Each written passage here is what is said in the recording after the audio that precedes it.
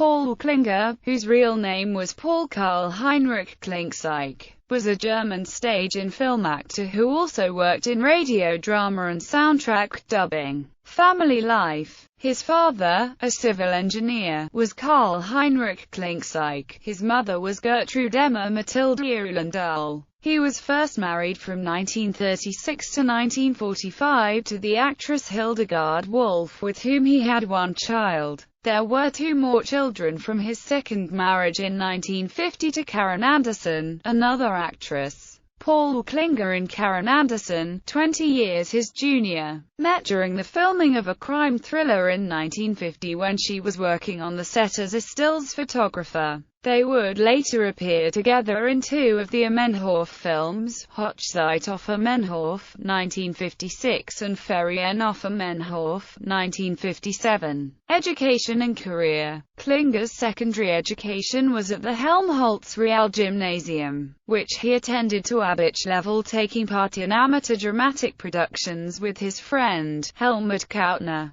However, his father was opposed to any idea of a career in the theatre and sent him to the Technische Hochschule München, where he once again met up with his old school friend Helmut Kautner. The latter persuaded him to change from architecture to a theatrical course. He completed 6 semesters, he and his friend working as extras at the Otto Falkenberg Schauspielhaus. The death of his father meant that he could no longer afford to study, and he accordingly decided to become a professional actor. Theatre. One of his first engagements was at the Bayerische Landesbahn, and from 1929 at theatres in Koblenz, Oldenburg, Dusseldorf and Breslau, where his powerful and distinctive voice landed him major parts for which he was really too young. Things were to change in 1933 when the director Heinz Hilpert took him to the Deutsches Theater in Berlin, where he was cast in the roles of young heroes, as was the case with a production of Ute von Naumburg in which he appeared with Kathy Dorsch. He would remain in theatre in Berlin until 1948, appearing not only at the Deutsches Theater but also at the Komische Oper, the Theater am Kurfürstendamm, the Hebel Theater, the Schlosspark Theater, and in comedy. Early films in Breslau, under the direction of his cousin, Karl-Heinz Uhlendal. He passed some television screen tests and began his film career in 1933 with Du sollst nicht begehren, which landed him simultaneous contracts with the then biggest German studios UFA, Terra Film and Tobis. His second film was Manne vor He in 1936, this to be followed by numerous roles in other films.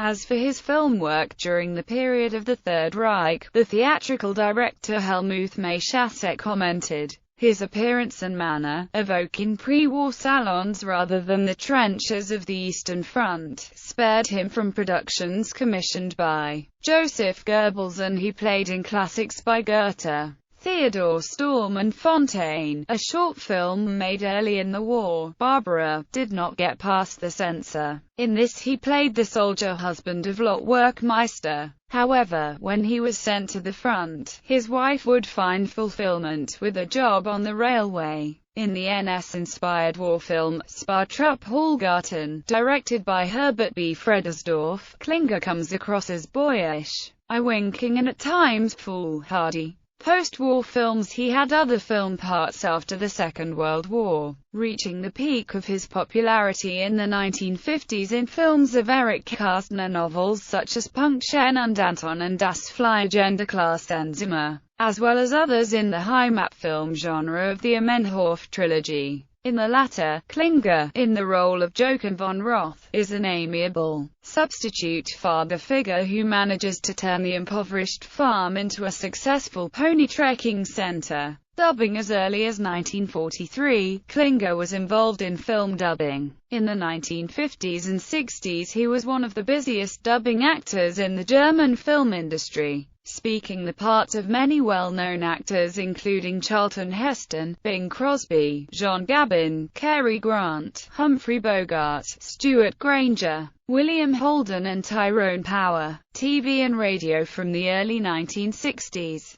He was seen less frequently on the big screen but embarked on a television career where he became known to a wide audience in the six-part WDR blockbuster Tim Fraser by Francis Durbridge, and the ZDF police series Kommissar Brahm. In addition to his work for theatre, film and television, Klinger appeared from 1940 onwards in numerous German radio dramas. In 1967 he took over the title role, which had been played by René Deltgen, in the 12th and final episode of the famous Paul Temple radio series, Paul Temple and Der Fall Alex by Francis Durbridge. Like almost all the other broadcasts in the series, this WDR production was released on a CD. In the 11th episode Paul Temple and Der Fall GENF, he was heard not in the title role but as Maurice Lonsdale. Death and Honours. Paul Klinger, who appeared in over 70 films, died in Munich on 14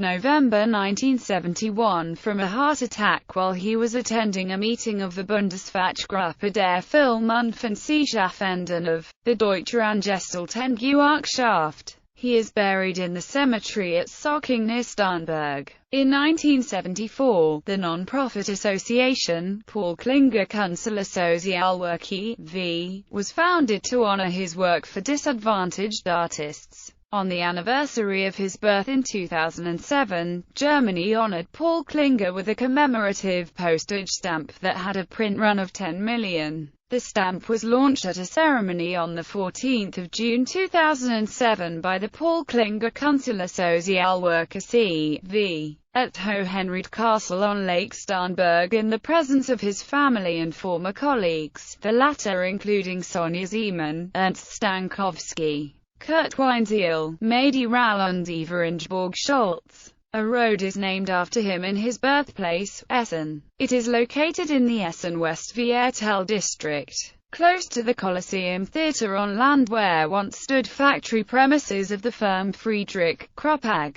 Filmography. Radio drama. 1946. Torquatori Tasso, director. Hans Kupper. 1946. Toby, director. Hans Korngeber. 1947. Schicksalswende, director. Hans Korngiebel. 1948. Der Mann mit dem Splitter, director. Unknown. 1952. Seeguber das Dunkel, director. Unknown. 1952. Wie dem der Nichtstellerstedt hat, director. Eduard Hermann. 1952. They Never Come Back, author. Kurt Brummer, director. Hermann Pfeiffer. 1955. Der fremde Kammer Mitternacht, director. Peter Glass. 1957. Die Buchse Munchhausens, director. Egon Munk. 1958. Der Schwarze Schwan, director. Erich Kohler. 1960. Die Galoscheng des Unglücks, director. Raoul Wolfgang Schnell. 1960. Das Gartenfest, director. Peter Schulze-Rohr. 1962. Die Verlorenstimme, director. Otto Kurth. 1963. Der Entität, director. Hans Lehr. 1963. Das Deckenfeld, director. Otto Kurth. 1963. Zwischenfall beim Maskenball, director. Hermann Pfeiffer. 1963. Ein blinder Spiegel, director. Friedhelm Ortmann. 1963. Der Reifenscher, director. Manfred Bruckner. 1964. Tistru mit dem grünen Dormen, director. Robert Beichler. 1964. Dick der Waster, director. Manfred Bruckner. 1965. Ellen, director. Heinz Günther Stamm. 1965. Noch eine Nacht, director. Rolf von Goth. 1965. Die Glocken von Beisetter, director. Gert Westphal. 1965. Das ist nicht in Tedderlies Shin, director. Manfred Bruckner. 1965. Der Berg, director. Miklos Konkley. 1965. Die Prinzessin und die Hex, director. Leopold Reinecker. 1966. Heinrich Schliemann, director. Hermann Pfeiffer, 1966. Paul Temple und der Fall GENF, director. Otto Dubin, 1966. Heimgeh Funger, regie. Heinz Dieter-Kohler, 1966. Consultation, director. Not stated, 1967. Gespräch im All, director. Ulrich Lauterbach, 1967. Model meiner kleinen Stadt, director. Jiri Horsiker, 1967. Die Mann bei Taranton, director. Klaus Mailander, 1968. Paul Temple und der Fall Alex, director. Otto Dubin, 1968. Schlafwagenabteil, director. Peter Albrecht Stiller, 1968. Spaziergang im Park, director. Oswald Dopke, 1969. Die FUNFU Marquise, director. Otto Dubin, 1969. Die Parsen, director. Hermann Wenninger, 1972. Professor Mancini's Geheimnis, director. Ulrich Lauterbach,